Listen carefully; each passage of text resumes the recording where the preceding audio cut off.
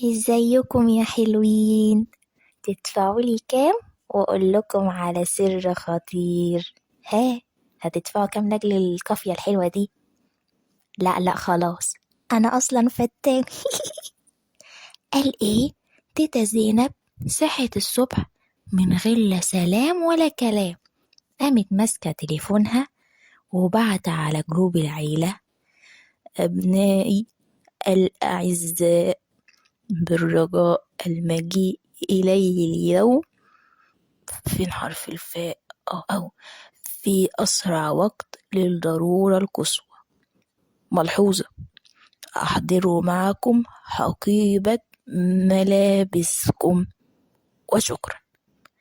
أنا شفت الكلام من هنا وقلت يا ترى هتعملي ايه يا ستي يا كمل؟ اسكتوا اسكتوا، شكلهم جم. ايه يا ماما، في ايه؟ جبتيني على عمل وش. دي الأخت هناء، أكبرهم سنا وبيني وبينكم أطولهم لسانا. حضرتك كويسه يا ماما؟ خير يا ماما، ده انا كنت نازل الشغل، قلت البسمه جهزي لي الشنطه بتاعتي، ماما عايزاني. دي حتى استغربت. حضرتك كويسه؟ دول بقى فريحة وحسين، حسين الوسطاني وفريحة الصغيرة. هناء وحسين وفريحة كلهم متجوزين وعندهم عيال، عيالهم اللي كانوا مع تيتا زينب في القعدة اللي فاتت.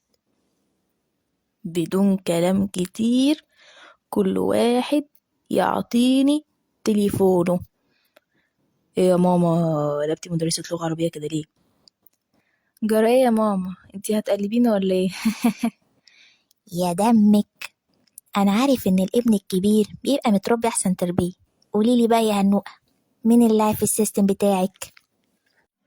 والله يا ماما وترتيني. حضرتك كويسه؟ ابدا يا فروح، نويت اربيكم من اول وجديد يا حبيبتي. تربينا ايه من اول وجديد يا ماما؟ ما الكلام ده؟ ابدا يا حسونه، لقيت نفسي فاضيه قلت لما اربي ولادي. تربيه ايه بس يا حاجه؟ انتي كويسه ولا اجيب لك دكتور؟ ده انا اللي هجيب مقص وقص لسانك يا نص لسان.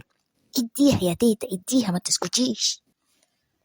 ايوه هربيكم، عشان اللي بقى في ولادكم ده مش منهم، لا ده منكم انتوا بتهملتم في دماغكم يا ولاد، ونسيتم الصح والغلط، نسيتم الحرام والحلال.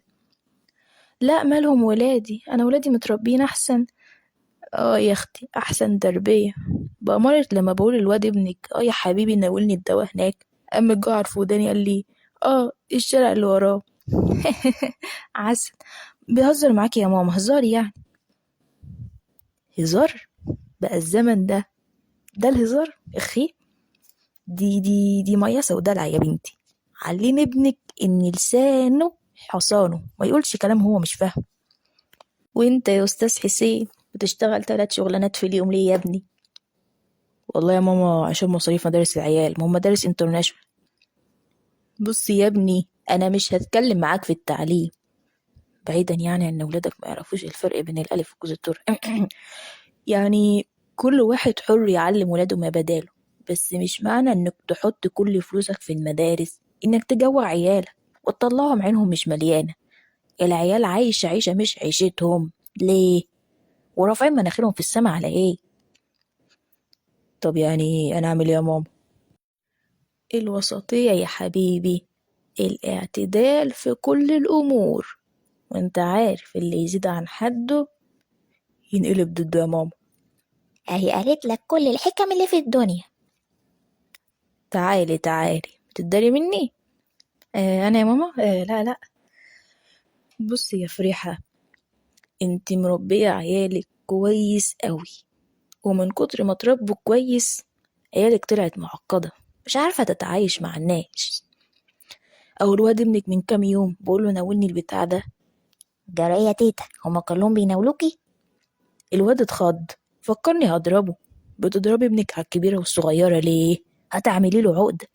هتعملي له؟ انت خلاص عملتي له. شفتوا يا حبايبي الموضوع بسيط ازاي؟ انا بقى لما لقيت العيال كده قلت المفروض اهاليهم تربيهم. لا ثواني، ده اهاليهم هي اللي عايزة تتربى من اول وجديد. لا يا ماما، هناخد بالنا بعد كده. عايزة حاجة نستأذن احنا بقى. إذنك معاك يا حبيبي، بس ما حدش متحرك من هنا غير لما بيكم من أول وجديد. انتوا مفكريني بهزر ولا ايه؟ استر يا ستار، تيتا هتضرب نار. يلا يلا، الدرس الأول هيبتدي.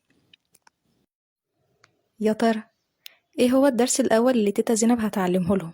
أقصد هتعيد تربيتنا من أول وجديد فيه. ده اللي هنعرفه الحلقة الجاية. في أين قلمي؟ هنا العنوان. استنونا يوم الجمعة مع المكان اللي 12 للقلم هيروح.